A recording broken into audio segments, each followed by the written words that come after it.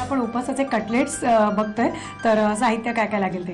सुरण आहे शिजवून घेतलेला, रताळं शिजवून घेतलंय मी, ठेचा आहे मिरचीचा, शेंगदाण्याचं कूट, वरीचे तांदूळ आणि मीठ. साहित्य आपण बघितलं काय काय घेतलं आणि आता मिक्सिंग करायचं हो, ना हे हो. सगळं. बरं, आपण सुरण जो घेतलेला आहे तर तो सालं काढून उकळून घेतलाय मी तो. अच्छा, ठीक आहे. आणि त्याच्यात रताळं आणि सुरण असं इक्वल मिक्स करणं, दोन्ही सारखंच. किंवा थोडंफार काय कमी जास्त असेल तरी फरक नाही. हो हो चालतं. आता रताळ घ्यायचं, हो, दोन्ही एकत्र असं छान कुस्करून घ्यायचं. आणि ह्याचं चव वेगळी आणि सुरणाची वेगळी, म्हणजे गोडसर असं. बरोबर, दोन्ही याचं मस्त लागेल, खूपच छान लागेल. ओके, त्याच्यामध्ये एकजीव करून घ्यायचंय ते, असं छान मळून घ्यायचं. त्याच्या त्या गुठळ्या नाही राहता कामा, मग ते फुटेल, म्हणजे असं. बरोबर, त्याचं गोल वगैरे नाही करता येणार आपल्याला. छान असं हे वसईमध्ये मस्त मिळतं ना सुरण. हो, आमच्याकडे सगळ्या भाज्या छान मिळतात आणि आमच्या जवळ होळी मार्केट आहे, तिथे खूपच छान ताजी ताजी सकाळी भाजी येते. मस्त मस्त मस्त. आणि सुरण, रताळी हे सगळं छान. कंदमुळं मला वाटतं सगळ्याच प्रकारची भरपूर प्रमाणात, कोण वगैरे आपण म्हणतो, किंवा दुसरे पण ते असं लांबट एक कंद असतो, तर तोही इकडे मिळतो.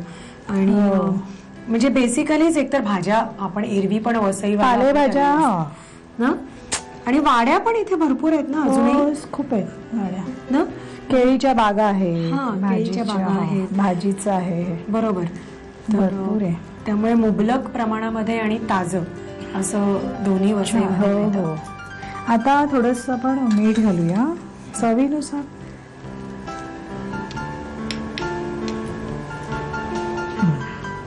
बस. आता तो ठेचा मिरचीचा अजून थोडंसं घाला. या मिरच्या तिखट नाही आहेत म्हणून. आणि आता थोडंसं दाण्याचं कूट घालायचं.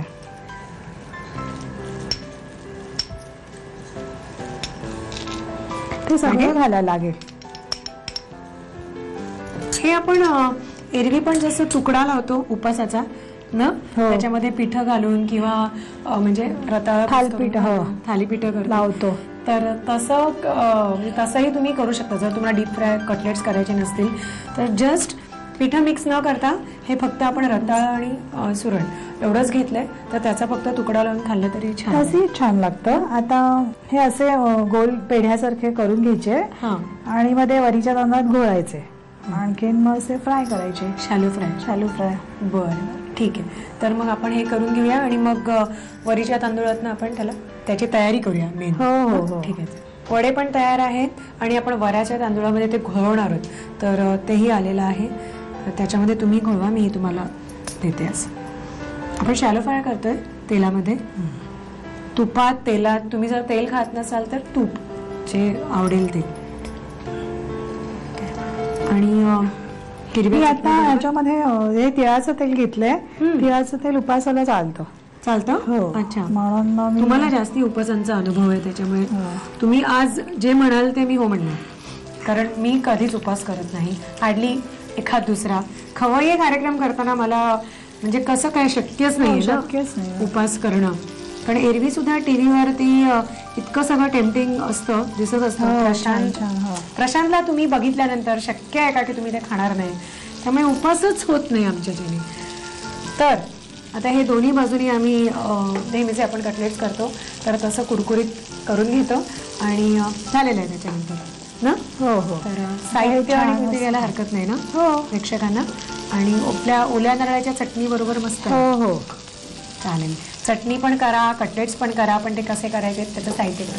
सुरण रताळ कटलेट्स बनवण्यासाठी लागणारं साहित्य: उकडलेला सुरण, उकडलेली रताळी, वरी तांदूळ, मिरचीचा ठेचा, दाण्याचं कूट आणि मीठ. कृती: प्रथम एका बाउलमध्ये उकडलेला सुरण घेऊन त्यामध्ये उकडलेलं रताळ, मिरचीचा ठेचा, दाण्याचं कूट आणि मीठ घालून पीठ मळून घ्यावं. या पिठाची कटलेट्स तयार करून ती वरी तांदूळामध्ये घोळवावीत. पॅन मध्ये तेल गरम करून कटलेट्स शॅलो फ्राय करून घ्यावी. आम्ही